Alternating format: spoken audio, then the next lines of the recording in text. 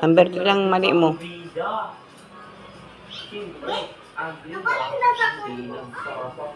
Dua kayo na balendas.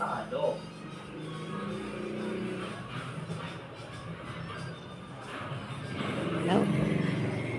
May kulang din. Pareho lang yun na, di ba? O, ano kulang?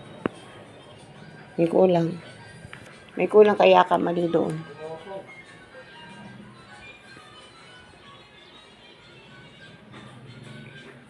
Review.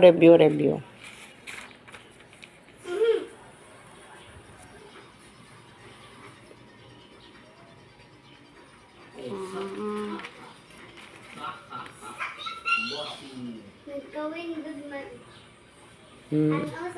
Otro malima. Puro la ito. Para madumduman mo kung ano nagkamali mo.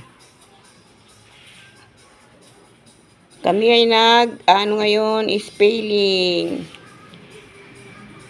1 to 5. The words are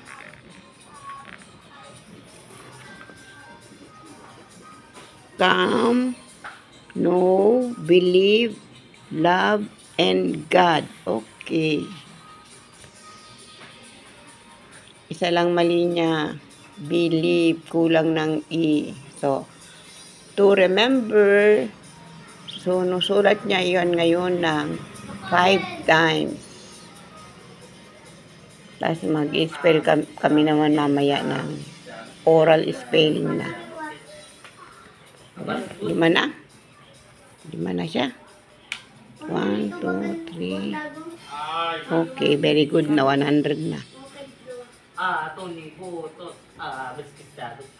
Anong petsaya na? Picture 2. May 4, 5, 2, 25. Okay. Ma-spelling kita ngayon ng ano ha, ng ano na, ng naka yakan na. Anong titinangis ka? Tama na. Oo, naka 100 ka na. Oh. Come. C-O-M-E. Pag nag-spelling wrong, nag-spelling ka mo, masiring ka anay. Come. Tapos, C-O-M-E. Come. Uulitin. Ganun yung spelling contest. Sige, go. Cab. C-O-M-E. Cab. Next.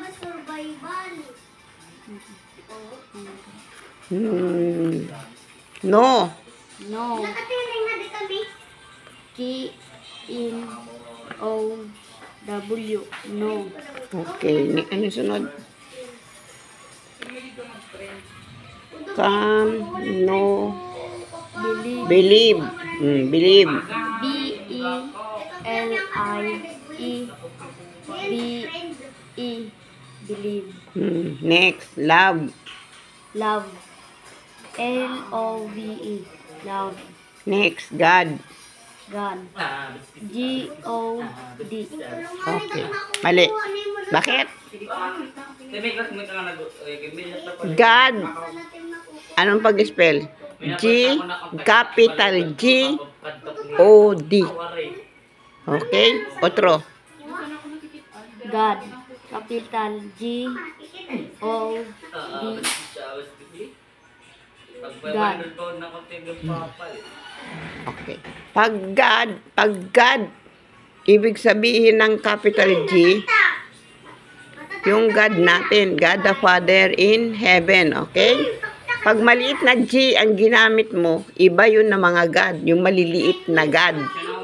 Gaya ng, di ba, yung mga nakalagay dyan, nakita mo dyan noon? Mga God, Buddha, God Buddha, sino pa? Maliliit na mga Diyos. Yung hindi talaga Diyos. Mga tao lang, si Muhammad, si Allah, yan. Maliliit na mga God.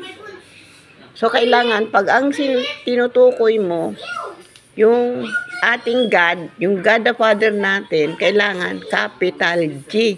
Miski pagsulat at saka pagyakan. Ha? Okay? Sige, ngayon gagawin natin.